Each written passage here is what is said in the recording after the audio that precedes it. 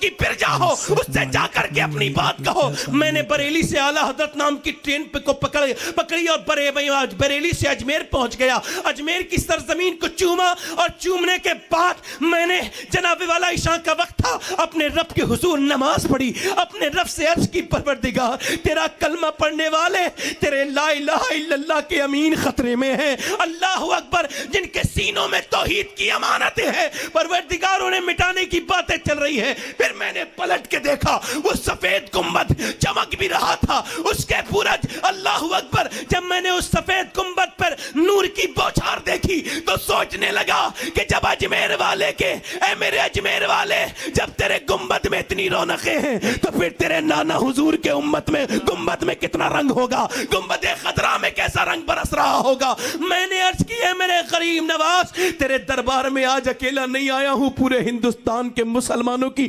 فریادیں لے کر کے آیا ہوں. آپ نے کلمہ پڑھایا, آپ کے پیروں میں چھالے پڑے, آپ نے اپنے وطن چھوڑا, ہندوستان آئے, آپ نے تبلیغ کری, لوگ آپ کے نانا کے غلام بن گئے, آپ کے اسیر بن گئے. اے غریب نواز, آپ کا کلمہ پڑھنے والوں سے کہا جاتا ہے کہ انہیں مٹا دیا جائے گا. عورتیں رو رہی ہیں, مرد رو رہے ہیں, ہم سب پریشان ہیں. اے غریب نواز, ہمیں غم دیا جا رہا ہے. اے غریب نواز, اے میرے اجمیر کے راجہ, اے مولا کائنات کے دلبر, اے میرے غریب نواز, اے مخدوم کائنات کی نظر کے نور, تیرے بارگاہ میں حاضر ہو گیا ہوں. تو سے عرض کرتا ہوں کہ اب تیرے غلام جائے تو جائے کہاں. تمام لوگ ڈر رہے ہیں, سہمے ہوئے ہیں. جب میں نے رونا شروع کیا, آواز غریب نواز کی آواز آئی, تمہیں کوئی نہیں مٹا سکتا, نہ کوئی اکھاڑ سکتا ہے. میں نے کہا وہ مٹا دیں گے, ان کے پاس طاقت بھی ہے, دولت بھی ہے, شہرت بھی ہے, پیسہ بھی ہے. کہا نہیں مٹا سکتے, ان کے پاس پاور ہے, مگر تمہارے پاس غریب نواز ہے. میں نے کہا سرکار وہ مٹانے کی کوششیں کر رہے ہیں.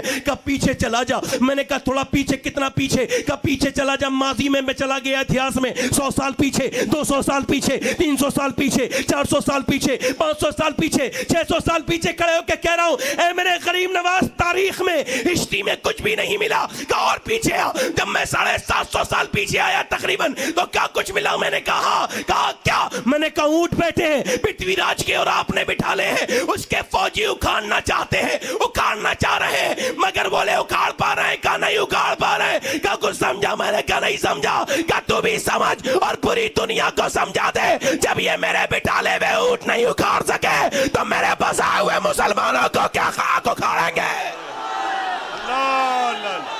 اللہ اکبر, اللہ اکبر, اللہ اکبر.